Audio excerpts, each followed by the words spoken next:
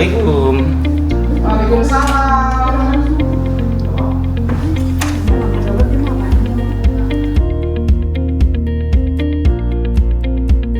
Pagi Banton. Pagi Pak Sarip. Alhamdulillah sehat. Gimana kabarnya Pak Sarip? Ini Banton, kalau ada waktu saya ingin berdiskusi dengan Pak Anton terkait hal-hal yang saya dapatkan ketika saya mengikuti pelatihan pendidikan inklusi. Oh boleh. Ada waktu ya? Siap. Untuk lebih rileks santainya. Mana Pak Anton? Oh di sana Pak. Oh baik Pak. Ada yang bisa saya bantu Pak Sarip? Ya, pertama terima kasih Pak Anton telah meluangkan waktunya untuk mendengar informasi dan diskusi kita pada hari ini. Saya kebetulan ada tugas dari pelatihan saya di pendidikan inklusi, mana tugas ini adalah berdiskusi tentang pengajaran dan pembelajaran untuk anak-anak ABK khususnya di SMK Negeri 6. Terima kasih Pak Sarip.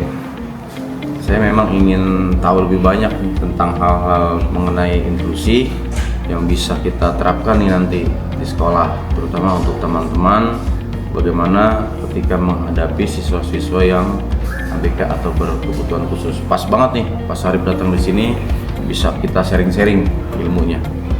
Baik, Pak Anton, dari beberapa penelitian yang sudah saya dapatkan mengenai pendidikan dan pengajaran inklusi di sekolah umum, ada beberapa hal yang menjadi tantangan utama dalam pendidikan tersebut.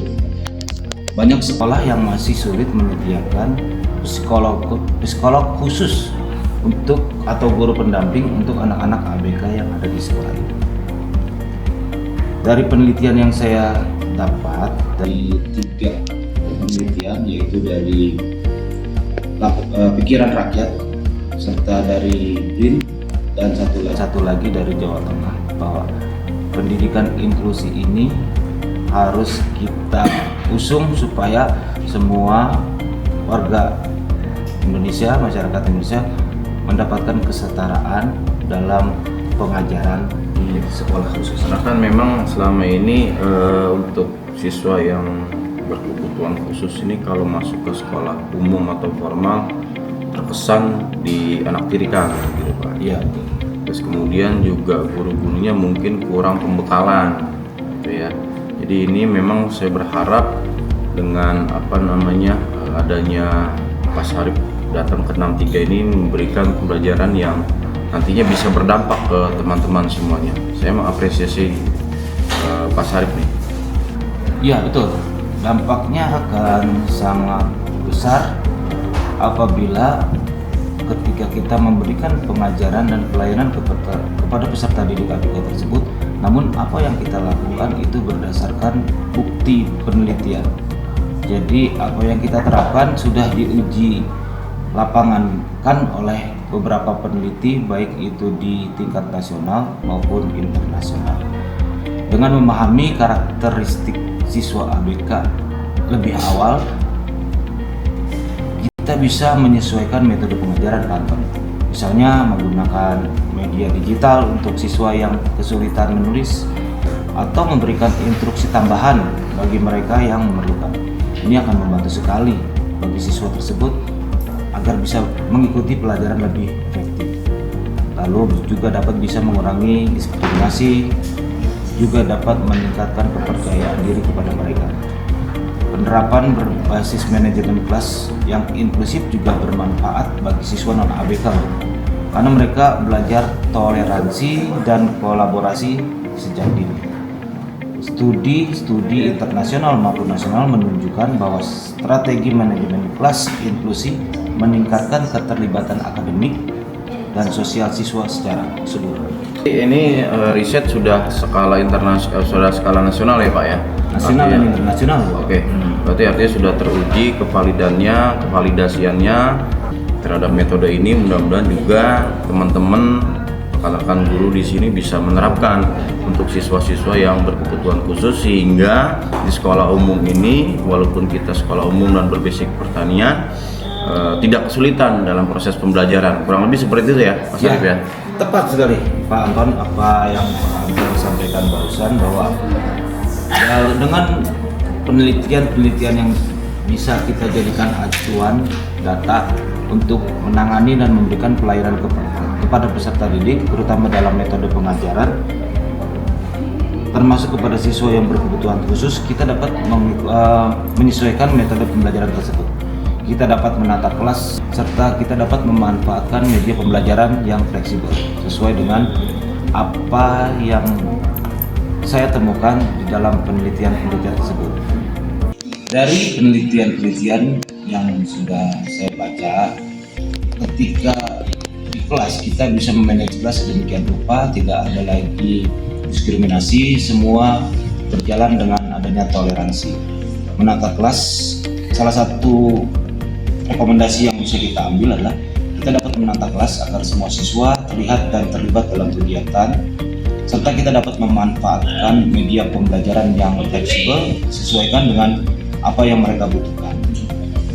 Bisa juga kita membentuk komunikasi rutin pada orang tua siswa tersebut untuk memahami anak lebih baik dan lebih lanjut lagi.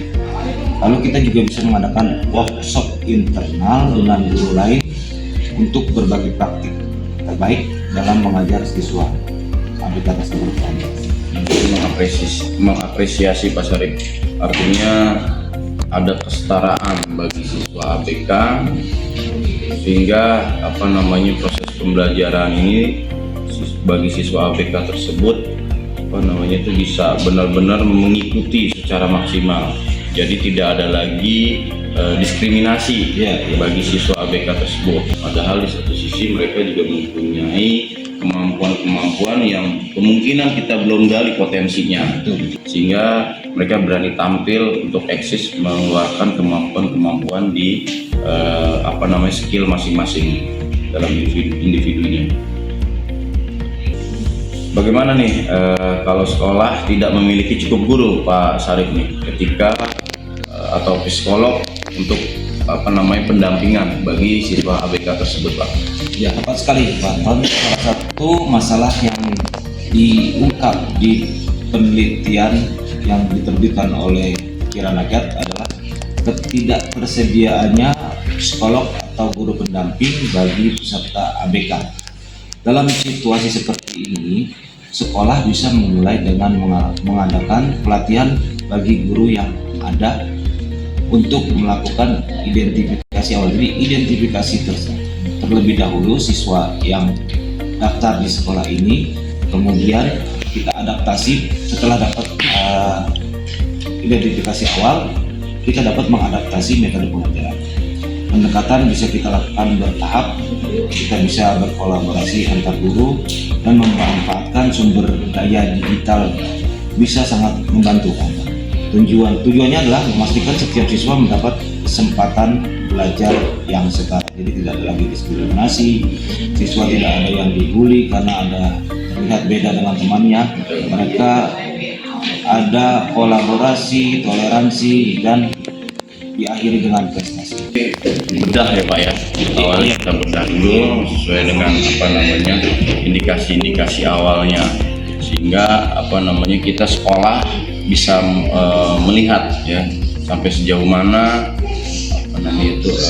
siswa tersebut, ABK tersebut klasifikasinya, sehingga bagi guru tidak kesulitan untuk melakukan pembelajaran, menyesuaikan, mengadaptasi siswa tersebut. Jadi salah satu fungsi dari deteksi awal itu biar kita bisa memahami karakteristik dari peserta didik.